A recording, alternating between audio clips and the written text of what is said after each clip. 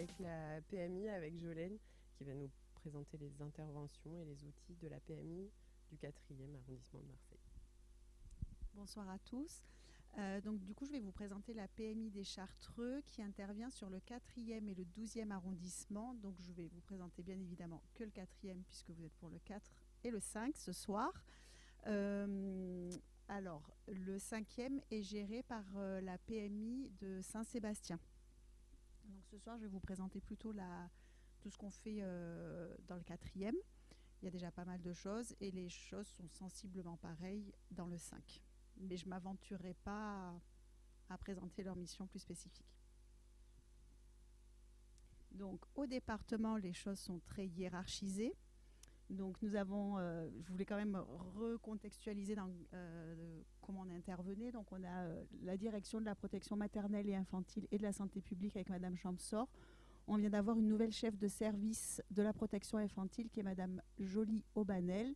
Et le médecin référent de notre PMI est le docteur Vergan. Peut-être que vous avez déjà eu à le solliciter. On peut passer à la diapo suivante, s'il vous plaît. Alors, au niveau de l'équipe de notre PMI, on a 2 médecins, une sage-femme, une psychologue, on a 2 infirmières, 5 infirmières puéricultrices. Alors, j'ai précisé qu'on n'était pas tout à temps plein parce que ça change pas mal de choses. Et effectivement, on est 1,8 pour le 4e, qui est quand même un grand territoire, mais le 12e est aussi un très grand territoire. Et on a une collègue qui est en congé maternité, donc on est un peu moins nombreuses en ce moment. On a aussi 2 auxiliaires de puériculture et une éducatrice de jeunes enfants.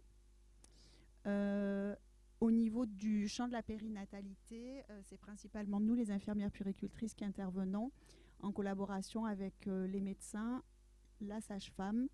On sollicite aussi souvent la psychologue et l'éducatrice de jeunes enfants, notamment quand il y a des fratries et des enfants qui sont rapprochés. Et l'éducatrice intervient beaucoup. Les infirmières sont plus sur les écoles et l'évaluation des informations préoccupantes. Et les auxiliaires de puériculture sont sur les écoles.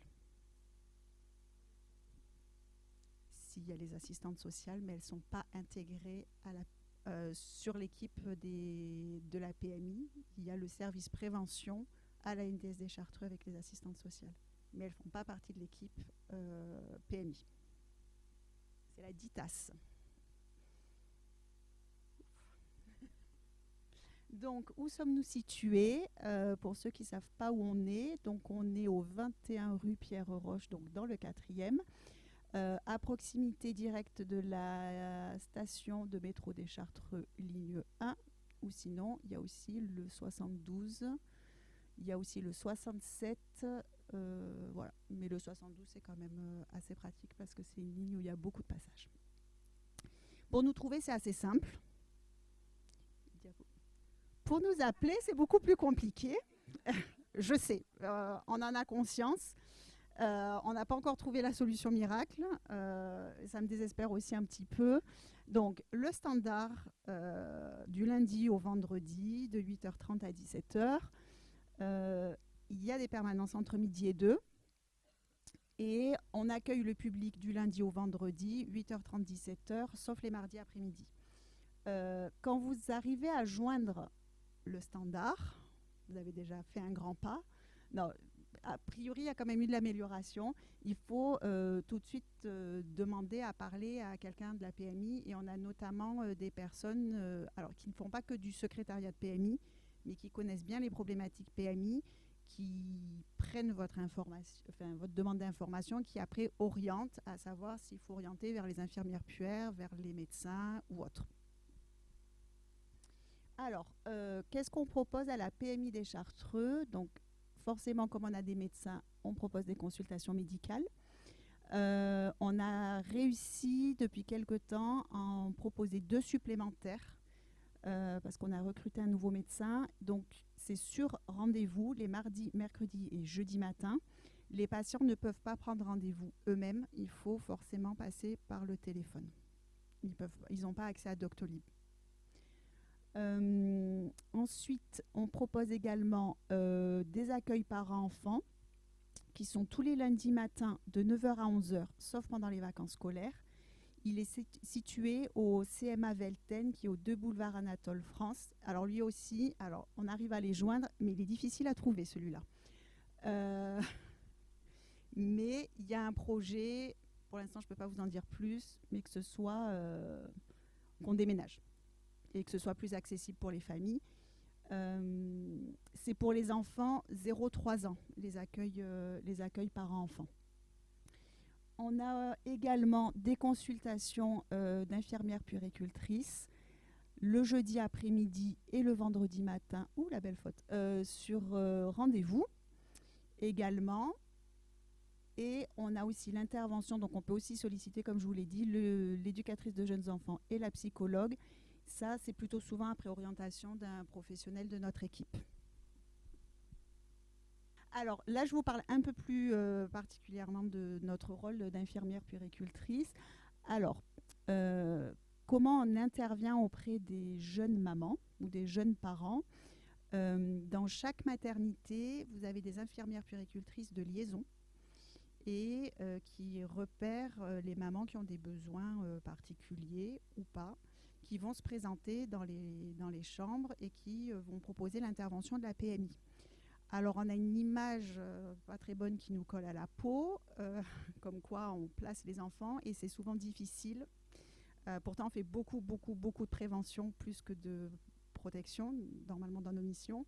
Et on a des fois du mal à rentrer en contact avec les familles et à leur proposer des visites à domicile ou alors des consultations de puériculture.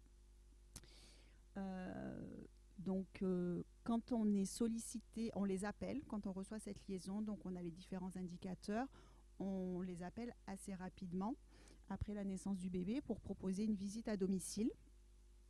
S'ils n'ont pas envie qu'on vienne à domicile, on peut leur proposer du coup une consultation d'infirmière puéricultrice. IPDE, infirmière puéricultrice diplômée d'État. Et puis après, c'est vrai que souvent on leur propose pour dire on va venir surveiller le poids après que les sages-femmes soient passées, on prend le relais soit des sages-femmes en plus du pédiatre. Le but c'est pas de se substituer à l'un ou à l'autre mais de proposer quelque chose en plus. On surveille le poids et on fait toujours le lien avec l'alimentation choisie, que ce soit de l'allaitement maternel ou du biberon. On va faire aussi du soutien à l'allaitement maternel et puis après on est un peu confronté aux mêmes thématiques que tout le monde, de toutes ces difficultés que les parents rencontrent, à savoir les pleurs du nourrisson, ça revient tout le temps, les coliques, le sommeil, le manque de sommeil des parents. Et donc du coup, assez rapidement, on va aussi être amené à faire le repérage de la fatigue. Est-ce que c'est une fatigue qui est normale? Est-ce que c'est une fatigue qui est anormale? Est-ce que c'est une maman qui est isolée ou au contraire, est-ce qu'elle a du soutien familial, amical, voilà. Alors, la proposition de la TISF, on m'a demandé d'être très précise là-dessus, à savoir que oui, le département a un dispositif qui s'appelle les 20 heures périnates et qui me permettent l'intervention d'une TISF 5 fois 4 heures, pardon. C'est sur des critères précis. C'est dans le cadre d'un accompagnement dans la périnatalité. Il faut qu'il y ait l'intervention de la PMI pour qu'on puisse proposer cette TISF. De temps en temps, on a des appels, oui, la maman a besoin d'une TISF et en fait, la maman a besoin d'une aide ménagère. Et donc, du coup, on ne peut pas mettre en place la TISF que dans ce cadre-là. Mais quand on a ce genre de demande, on va toujours appeler la maman pour connaître la demande précise parce que des fois, derrière la demande d'une aide ménagère, il y a une autre demande. Donc, on ne laissera jamais en suspens.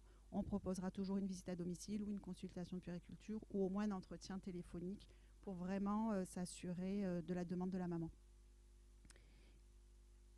Et aussi, la TISF, nous devons, si la demande n'est pas partie depuis la maternité, nous, si on doit la faire partir, il faut que ce soit avant les 1 mois du bébé. Donc, on doit être efficace dans le repérage. sauf pour les bébés qui ont eu une longue hospitalisation, notamment les prémas, ou quand il y a eu des soucis à la naissance et qu'il y a eu une longue hospitalisation, on est autorisé à prendre comme point de départ la sortie de néonat ou du service d'hospitalisation pour comptabiliser les AMOA.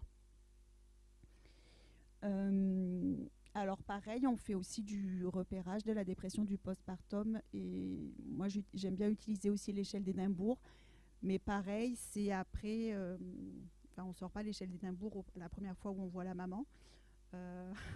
Voilà, on apprend à connaître la maman, le papa, à établir une relation de confiance parce que exprimer ses difficultés maternelles ou parentales, c'est pas évident, c'est souvent une honte.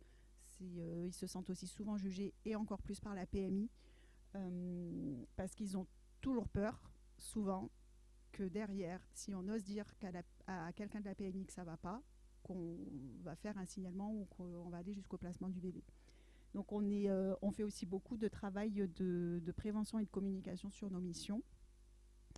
On a aussi un gros travail partenarial avec notre sage-femme où on fait aussi des visites en anténatale quand c'est possible. Non, pardon, je me reprends, c'est la fin de la journée. Dès que possible, on fait des visites en anténatale avec la sage-femme.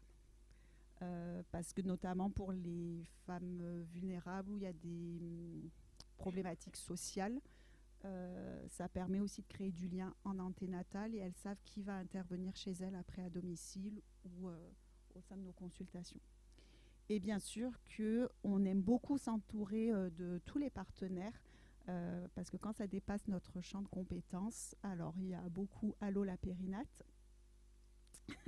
mais on a aussi, il y a beaucoup de pédiatres, de médecins aussi généralistes vers qui on se retourne et toujours avec accord des parents. Si on sent qu'il y a un souci ou qu'on est inquiet, on en parle aux parents et on leur demande si on peut solliciter ou pas leur médecin généraliste ou leur pédiatre pour pouvoir faire au mieux pour les parents et leur bébé. Et je crois que j'ai terminé.